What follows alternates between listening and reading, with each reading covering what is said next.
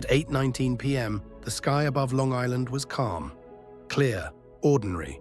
12 minutes later, 230 people were gone. TWA Flight 800 lifted off from JFK International Airport on July 17, 1996, bound for Paris. It was supposed to be routine, a transatlantic night flight, delayed but otherwise unremarkable. Families returning from vacation, students heading abroad, crew members who had done this route dozens of times. Then, at 13,700 feet over the dark waters of the Atlantic, something happened. Witnesses along the south shore of Long Island would later describe a streak of light rising from the horizon.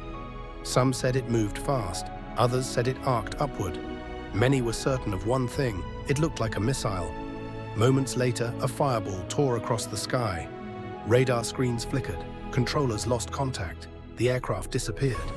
The explosion was so violent that it separated the Boeing 747 in mid-air.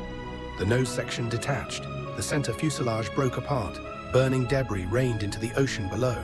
Fishermen heard the blast before they saw the smoke. Within minutes, emergency calls flooded in. 230 passengers and crew were killed instantly. At first, no one knew what had happened. Terrorism was the immediate fear. Just 3 years earlier, the World Trade Center had been bombed.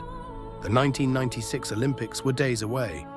The idea of a missile attack over US airspace was unthinkable. And yet, hundreds of eyewitnesses insisted they saw something rise toward the aircraft before it exploded. The timeline was precise. Takeoff at 8:19 p.m., climb toward cruising altitude. At 8:31 p.m., 12 minutes into flight, the cockpit voice recorder stopped. No distress call, no warning. On the ground, beachgoers and residents continued describing the same image: a bright streak climbing upward, then a flash. Some reported 2 flashes, others described a flare-like trail. Their accounts were detailed, consistent, and immediate, given before media narratives could shape them. Within hours, the FBI joined the investigation. This was no longer treated as an accident. It was a potential criminal act. Meanwhile, rescue crews combed the Atlantic through the night. Floating debris, seats, luggage, fragments of the fuselage. The ocean became a recovery site stretching miles wide. In Washington, officials faced a terrifying possibility. Had a commercial airliner just been shot down off the coast of New York? The investigation had barely begun, but the missile theory was already taking hold. And once that idea entered the public consciousness, it refused to leave. If you value deep, fact-driven investigations into aviation disasters, subscribe and let me know in the comments where you're watching from. Within hours of the explosion, the investigation shifted from recovery to suspicion. The FBI arrived on scene before the wreckage had even been fully secured. This was no longer treated as a mechanical failure. It was treated as a possible crime. More than 700 eyewitnesses were eventually interviewed. Many of them told the same story.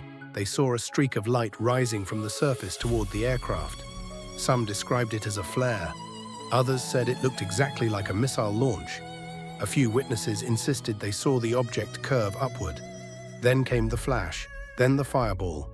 Investigators faced a serious dilemma. Either hundreds of people were misinterpreting what they saw, or a surface-to-air missile had just struck a civilian jetliner. Radar data added another layer of uncertainty. Some early reports suggested an unknown object near the aircraft. Blips appeared and vanished. Analysts began reviewing military activity in the area that night. Was there a Navy exercise underway? Were missile tests being conducted offshore? The Department of Defense denied any live fire drills. But the questions didn't stop. Media coverage intensified. Cable news ran with the missile theory. Former military officials were invited to speculate. The public was already on edge from prior terrorist attacks. The idea of a strike off the coast of New York felt plausible to many Americans. Inside the investigation, tensions began to build. The National Transportation Safety Board was responsible for accidents. The FBI handled criminal acts. If this was terrorism, jurisdiction shifted immediately. Evidence collection became more complicated. Wreckage had to be recovered from 120 feet below the surface. Divers worked in rotating shifts. Each fragment was catalogued. Each burn mark was photographed. Each piece of twisted aluminum was examined for residue. Investigators searched for high explosive traces. They tested for missile fragments, they analyzed soot patterns, but early laboratory results did not confirm a warhead detonation. No conclusive shrapnel pattern was found in the fuselage skin. Still, eyewitness accounts could not be ignored. The FBI continued interviewing residents along the shoreline. Some statements evolved over time, memory shifted under pressure, but others remained firm. They were certain they saw something rise upward. As weeks passed, a new working theory emerged. What if the explosion originated inside the aircraft, specifically in the center wing fuel tank? It was an idea that would slowly change the direction of the entire investigation. But accepting that explanation meant confronting a difficult truth. If there was no missile, then something inside the aircraft had triggered the blast. And that possibility carried its own implications. In the next part, we examine the reconstruction of the aircraft and the theory that would ultimately reshape the official conclusion. The wreckage was brought to shore piece by piece. Hangar space on Long Island became a reconstruction site. Investigators began reassembling the aircraft frame. Like a massive puzzle of twisted metal, more than 95% of the aircraft was eventually recovered. Sections were suspended on scaffolding: the forward fuselage, the center wing box, the tail structure. Patterns began to emerge. The nose section had separated first, but there were no clear penetration holes from outside. No consistent shrapnel pattern indicating a missile strike. Attention shifted to the center fuel tank. The Boeing 747 stored fuel beneath the cabin floor. That evening, the center tank was nearly empty, but it was not inert. Fuel vapors can be more volatile than liquid fuel. Investigators discovered signs of an internal explosion. The tank walls were pushed outward, not inward. This detail mattered. An external missile would have driven force inward, but this damage suggested pressure from inside. The working theory changed direction. What if a spark ignited fuel vapor? The aircraft had been delayed on the runway. Air conditioning units beneath the tank generated heat. Warm fuel vapors accumulated inside the empty space. Then came the critical question: what caused ignition? Wiring ran near the tank. A short circuit could transmit excess voltage. Even a small arc could ignite vapor. Testing began. Simulations were conducted. The NTSB examined aging electrical insulation. Laboratory recreations produced similar blast signatures. But not everyone agreed. Some investigators believed the evidence was incomplete. Several former officials argued the missile theory had been dismissed too quickly. The CIA entered the discussion. They produced an animation explaining eyewitness accounts. According to their model, after the initial tank explosion, the front of the aircraft separated. The remaining fuselage continued climbing briefly. Burning fuel trailed behind it. From the ground, this could resemble a missile rising upward. The explanation was technical. It relied on trajectory modeling and aerodynamic behavior. For some, it was convincing. For others, it felt like revision. Public skepticism deepened. Families demanded clarity. Investigators faced political pressure. Years passed as evidence was analyzed. In 2000, the final report was released. The official cause: an explosion of the center wing fuel tank, most likely triggered by a short circuit. No missile, no bomb, no act of terrorism. But even with the conclusion published, not everyone was satisfied. The official report was clear. The cause was mechanical. A fuel tank explosion triggered by faulty wiring. Case closed. But for many, the questions never disappeared. Some former investigators publicly disagreed with the final conclusion.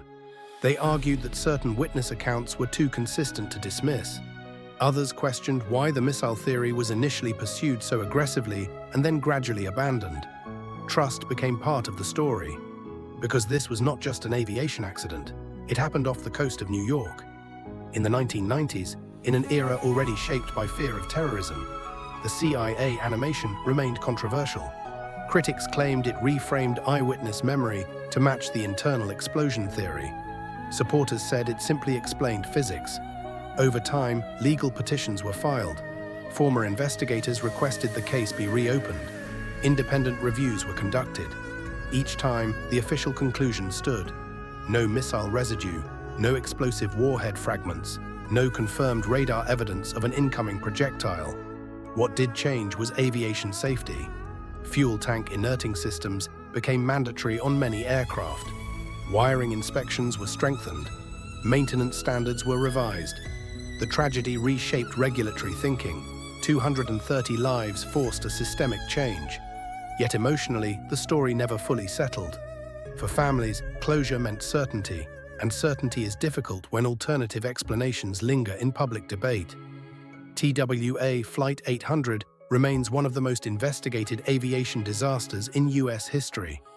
Thousands of pages of analysis, years of reconstruction, countless interviews. And still, decades later, the phrase missile theory resurfaces in conversation. Perhaps because mid-air explosions are difficult to accept without an external cause. Perhaps because eyewitness memory feels powerful. Or perhaps because in moments of catastrophe, people search for intent rather than accident. What remains undeniable is the sequence of events. A routine departure, 12 minutes of climb, a sudden internal blast, a breakup over the Atlantic, and a night that permanently altered aviation history. The official answer points to wiring and fuel vapors, but the debate reveals something deeper. In disasters of this scale, facts are examined, evidence is measured, but belief moves at its own speed, and sometimes, even when investigations end, the questions do not.